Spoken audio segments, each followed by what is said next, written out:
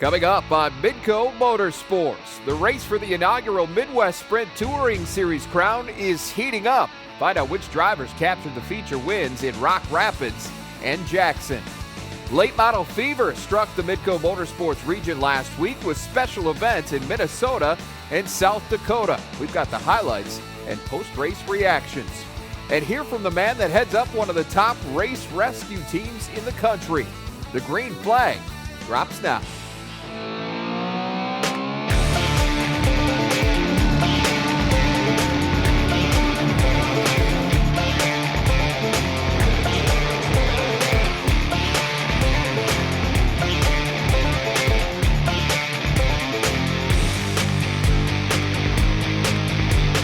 And how is everybody doing? I'm Jay Elsen, and this is Midco Motorsports. Well, Rapids Speedway was supposed to be one of the most consistent stops for the Midwest Sprint Touring Series this season, but the circuit hasn't had a whole lot of luck in Northwest Iowa.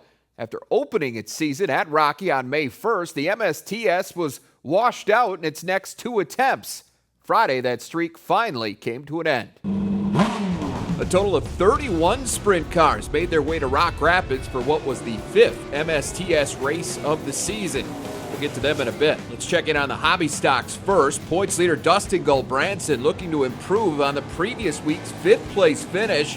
And here he is getting by Tom Crocked for the lead.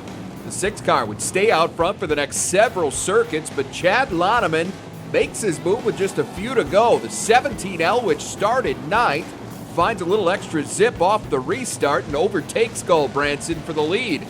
Loneman did just enough from there. He fends off a couple of late challenges, including this one from Justin Regneris, and holds on for his second win in the last three races at Rocky.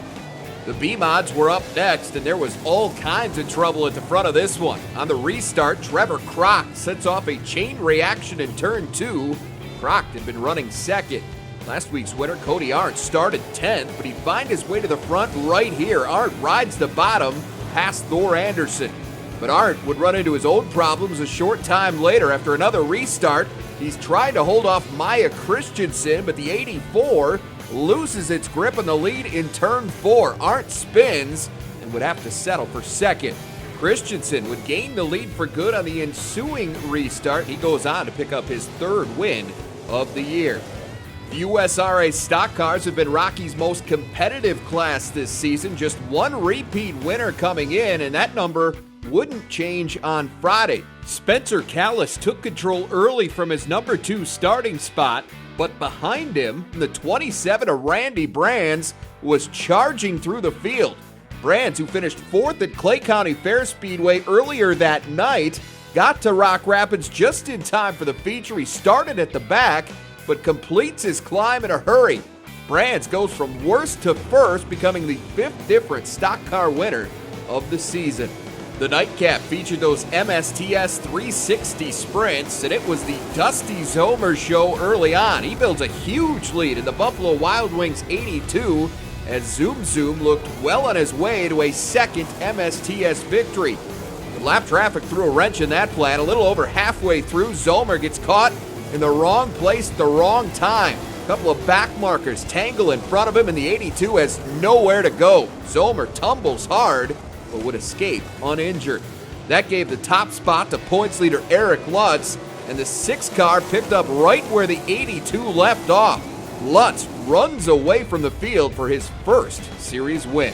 Too early to be thinking about points, but this definitely helps out a lot. You know, it's consistency is everything, but if you can snag a couple wins here and there, that helps even more.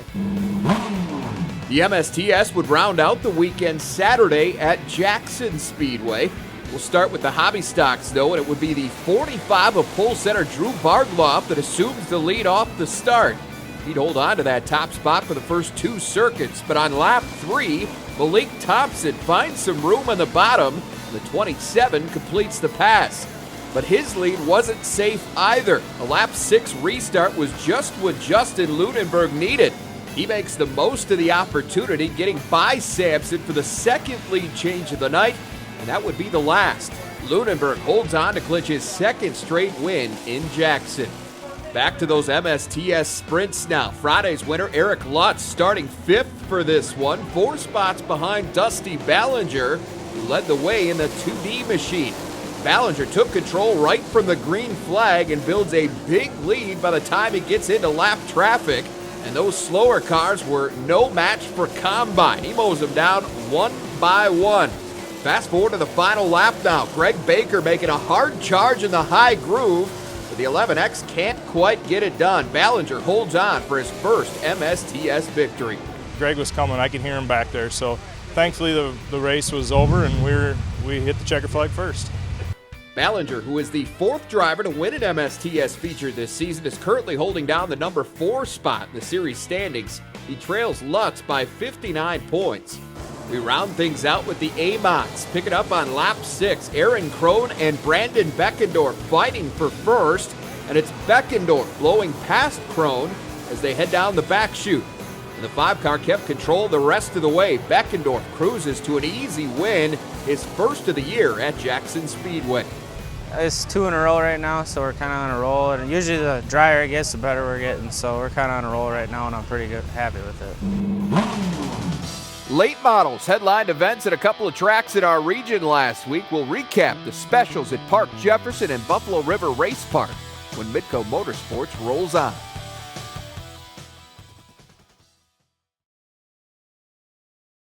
And welcome back. Well, it's been just over a year since racing returned to Park Jefferson International Speedway in southeast South Dakota.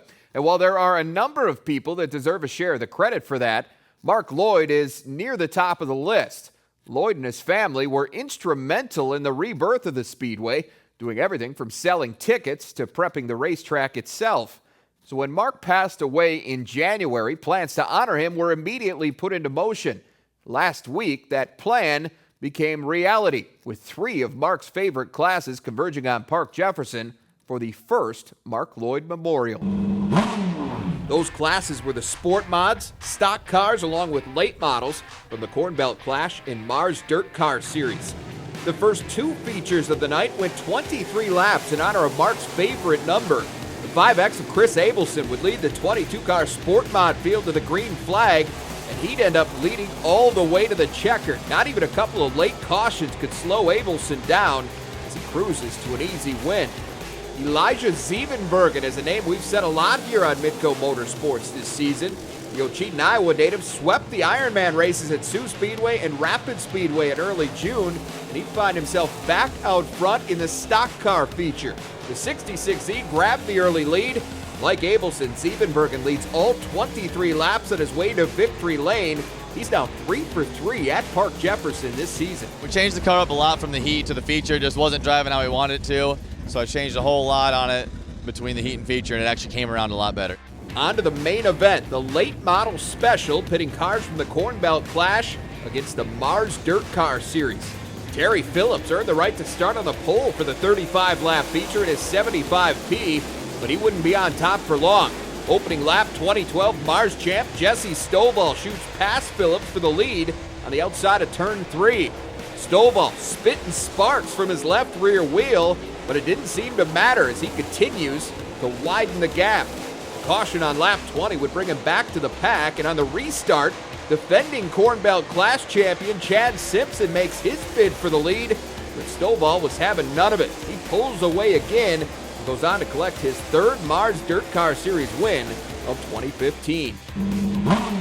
Things were extra festive at River Cities last week as the Bull Ring hosted its annual Grand Forks County Fair Night.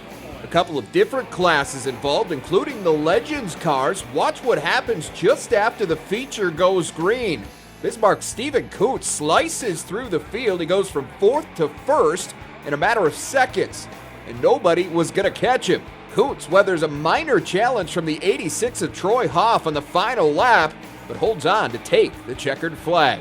I seen his shadow back there. He was running me hard, but car was running good, and I had the line down, so that was what we needed to do tonight. The street stocks were the only weekly River Cities class to race on Friday, and things got messy for these guys early on. Lap 2, Daniel Aberle spins out between 1 and 2. Jim Geringer, Travis Robertson, Tyler Reimer, and Jeremy Lizakowski do a good job minimizing the damage, and everyone gets to keep racing.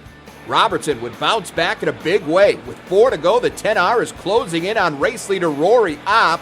Robertson sticks to the bottom, and it pays off. He leads the rest of the way and captures his second straight Street Stocks feature in Grand Forks. The IMCA Modifieds made their first appearance at River City since 1964. Beltrami, Minnesota's Alex Engelstead has been having quite a season, and the 96A would prove to be the car to beat once again. Lap 2, Engelstead cuts inside of Jordan Zillmer for the lead, and he'd put it on cruise control from there. Engelstead caps off an incredible week, winning his third race in as many nights. On the green, worked our way through traffic and just got in the fast line and just tried to hold it best I could. Let's head south to the Fargo area now. Beautiful Sunday night at Buffalo River Race Park in Glendon, Minnesota. Remember this guy, Steven Kuntz. Friday's winner at River City started 11th for this one, up to second for the restart with 8 to go, and he completes his climb. It was smooth sailing from there. Kuntz finishes off the weekend sweep with a win at Buffalo River. Let's move ahead to the IMCA Sport Mod. 6 laps in, we've got a battle for first. The 3X of Andy Wagner can't hold off Charlie Jensen in the 77. Jensen still out front with 4 to go, but his run would end there. Points leader Tom Andring slingshots around Jensen as they come out of turn 2, and that would be the last lead change of the night. Andring pilots the 62X to its second win of the year. The night's main event featured the NLRA late models, and the headliner, no doubt, was 6-time World of Outlaws champion Donnie Schatz. The 15 started on the pole, but just 2 laps in, Bill Mooney literally shoves him out of the way.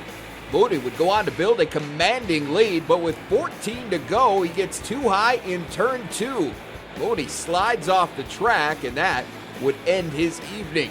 Schatz takes the lead back in the restart, but again is unable to hang on. Defending series champion Brad Sang gets by him 3 laps later, and he leads the rest of the way.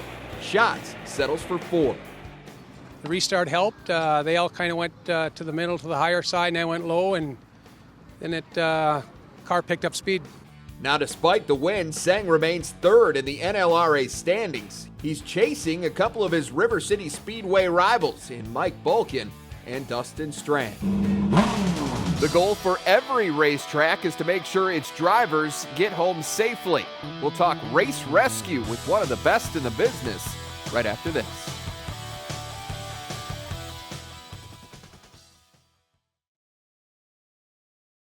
And welcome back. Well, any racer that climbs behind the wheel has to understand and accept the danger that accompanies the thrill of competition.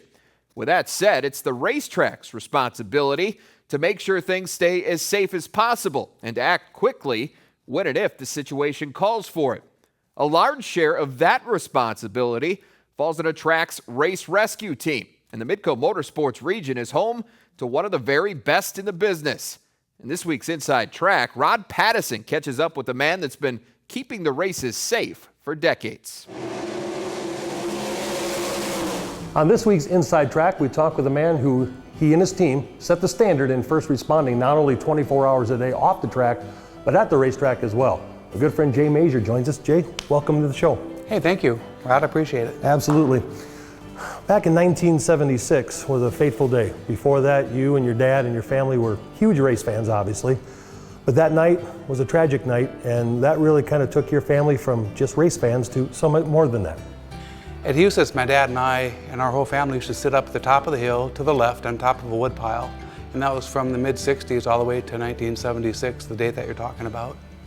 We lost Gary Bott that night, and about that night, what was it that your dad saw that made him want to start the Huset's rescue crew? When the unfortunate accident with Mr. Bott happened, my dad saw the need for more training out there at the racetrack, but also saw a place where he could actually train his firemen in techniques that they couldn't get trained in on a daily basis. So my father went out there along with Jeff Kronk, and they approached Huset's, and from that moment on, we started what we know today as the Huset/MidStar Dirt Track Race Rescue Team. All boys try to learn things from their dad, if possible. What was it that you learned from your dad, and at what point did you decide you wanted to, quote unquote, carry the torch? as a dad, you always want your kids to travel further than you did. I'm not sure I could ever do that with what my dad has accomplished. But, you know, what I've learned from him is just the point of when you're going to do something, you do it correctly, you do it right, you learn as much as you can about it. And if you don't know, you find out and you ask. And that's kind of what we've been doing here is, you know, there's no books in race rescue, there's no books in the things that we've done, so we're starting to write them. We're starting to make things that'll help other people make racing safety better in their own areas. In our own experience, I've watched my friends die, get maimed, and get hurt, and I couldn't do anything about it because I wasn't trained. You've been in this a long time, obviously, but there was a point where you really thought about hanging the thing up. Back in the mid to late 80s, we lost Bill Rook and one of the officials outside of the backstretch at Huset.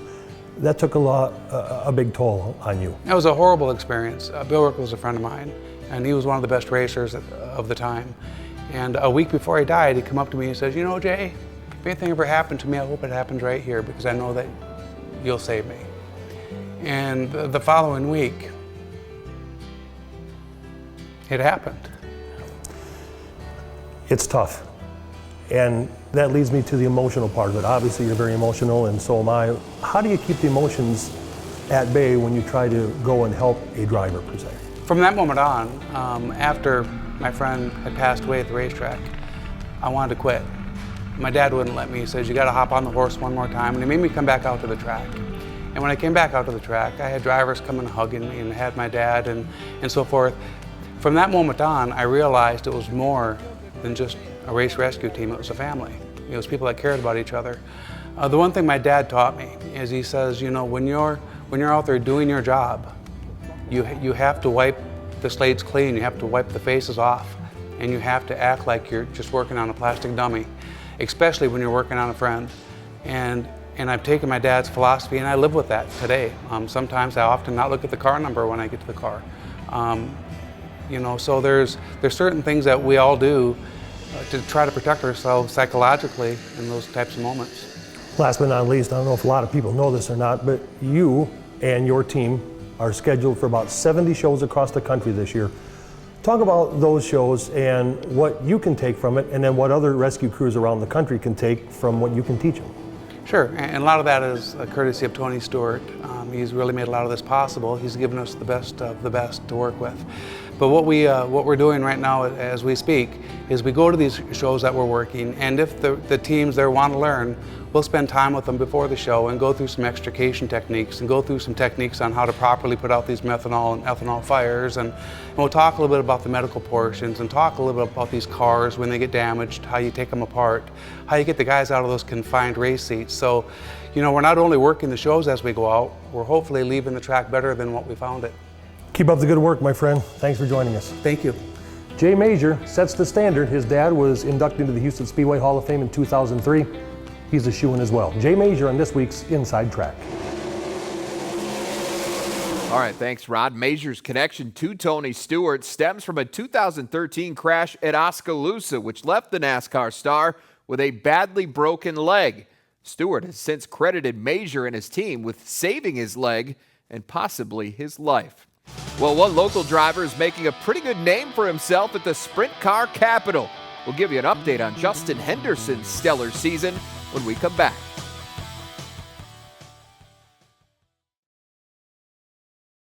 Justin Henderson has been loving life at Knoxville. The Beersford, South Dakota native is pulling double duty for a second straight year, racing both the 360 and 410 classes at the track on a weekly basis. And the results have been impressive. Coming into last weekend's midseason championships, Henderson had combined for 3 wins and 9 top 5 finishes in 14 total features. And he would end up adding to both of those totals on Saturday. Start with the 360s. Henderson heading up the field for the feature, which paid $1,500 to win, and it didn't look like anybody wanted that cash more than him. The one car dominates from start to finish as Henderson claims his second 360 feature win of the year and the 5th for his career at Knoxville. Henderson would also start at the front of the field for the 410 feature, looking to complete his second sweep of the season. Ian Madsen and Danny Lasowski would have something to say about that.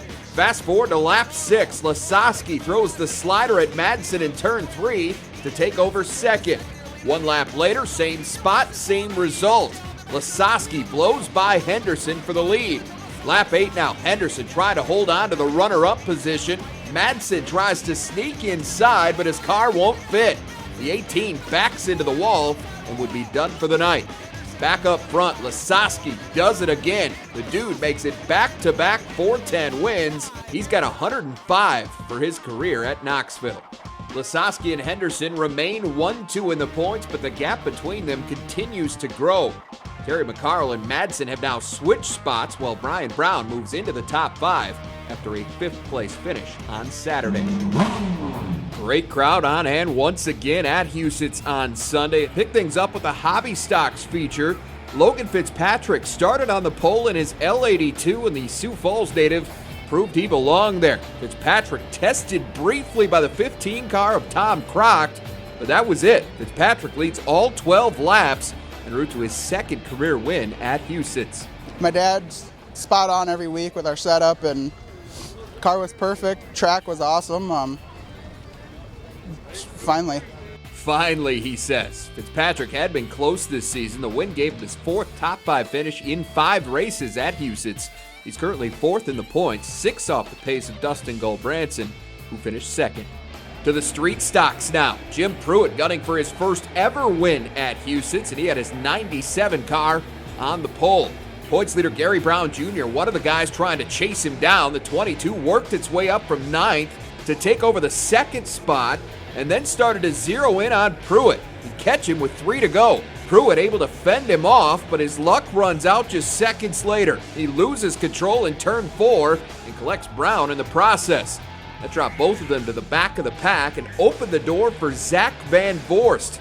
He leads the final 2 laps and collects his first win in Brandon since 2013. My car felt good. We had a rough night the night before getting in a wreck and spent all day fixing it, and it helps to get some luck during the race, but once he spun, I just had it in my head, got to finish the race, and that's what I did.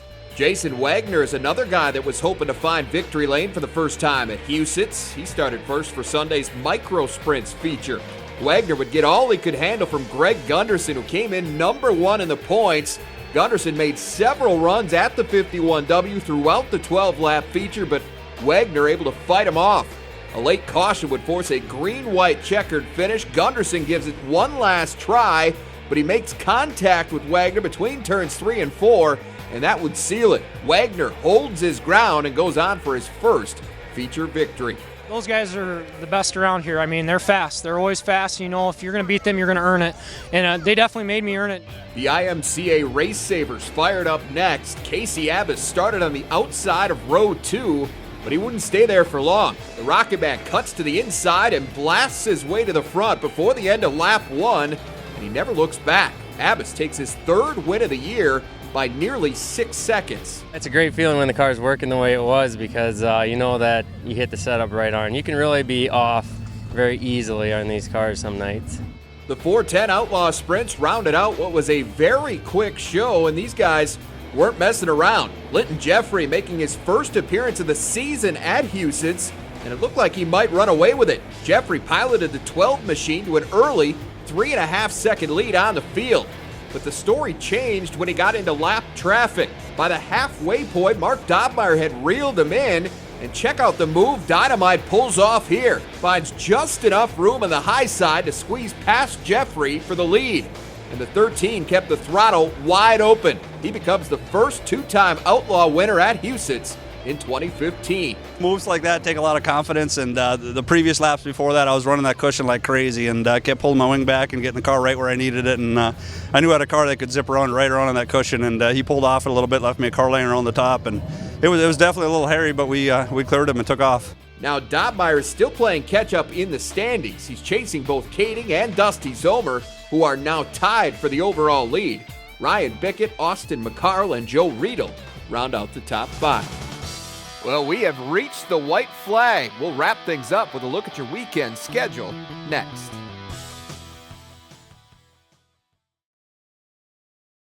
Here's a look at your Midco Motorsports calendar for the weekend ahead. Enjoy the races, everyone. We'll see you back here next week.